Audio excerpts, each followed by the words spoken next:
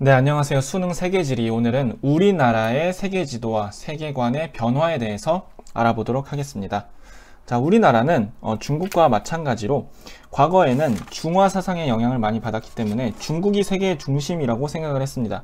그래서 혼일강리 역대국 지도나 이런 천하도와 같은 민간과 정부에서 제작한 지도 모두에서 중국이 세계의 중심에 위치하고 있습니다. 중국과 중국이 여기 있죠. 이런 것을 중화 사상이라고 하죠. 과거에는 중화 사상의 영향을 많이 받았습니다. 조선의 초기, 조선 전기에 국가에서 제작된 지도인 혼일강리 역대국도 지도, 우리나라의 가장 오래된 세계 지도입니다. 자, 여기에는 국가에서 만들었음에도 불구하고 국가 주도. 자, 우리나라가 중심이 아니라 중국이 중심에 있죠. 중화 사상의 영향을 받았다고 볼 수가 있고요. 중국이 세계의 지도의 중심에, 중앙에 위치하고 있고, 그리고 상당히 크고 자세하게 도시까지 다 표현이 되어 있습니다. 자, 실제보다 훨씬 큰 거죠. 자, 물론 아프리카와 아라비아 대륙, 그 다음에 여러 유럽이나 세계 여러 나라들의 지식이 좀 이렇게 추가가 돼가지고 이 모습이 약간 중국에서 만들어진 대명 혼일도와 좀 비슷하죠. 자, 어쨌든 전 세계 인식이 확장되긴 했지만 아직까지는 중국이 중심이라는 것이 과거의 우리나라 인식의 특징이었고요. 천하도는 민간에서 만든 그런 지도입니다. 그래서 조선의 중기 이후에 민간에서 사람들에 의해서 만들어진 건데, 지도가 좀 특이하죠. 실제 지도가 아니라 이거는 중화 사상, 중국이 중심에 있긴 하지만 도교라는 것에 영향을 받아서 도교 사상의 영향으로 가상의 국가들이 등장하거나 세계의 모습과는 조금 다른 그런 모습이 담겨 있습니다. 자, 이런 우리나라의 지도 인식이 변화되게 되는데요. 자, 여기 이렇게 표시를 좀 해보겠습니다.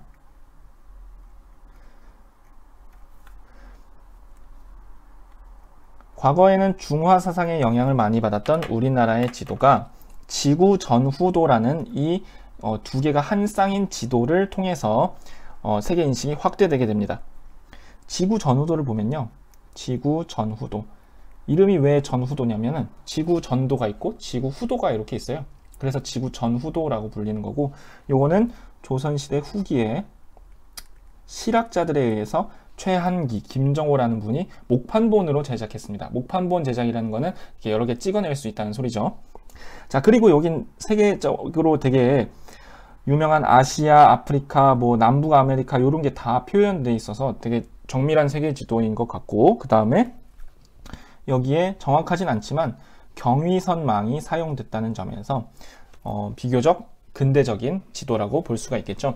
자, 이런 지구 전후도를 보니까 과거에 이렇게 중국이 커다랗고 세계 중심이라고 생각했던 우리나라 사람들이 이게 아니구나, 실학자들의 과학을 바탕으로 서양의 문물을 들여와서 지도를 만든 걸 보니까 중국이 중심이 아니네, 그러면서 우리나라도 지구 전후도를 통해서 과거에 중국 중심이었던 세계관이 극복됐다, 이렇게 정리할 수가 있겠습니다.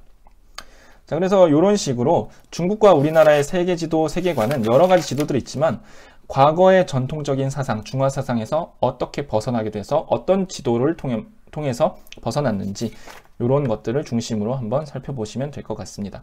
그리고 이 혼일강리 역대국도 지도는 조선과 중국뿐만 아니라 여기 오른쪽에 있는 여기가 아라비아 반도고요. 여기가 아프리카입니다.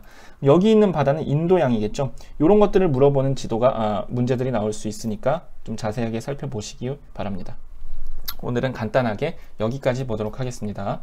감사합니다.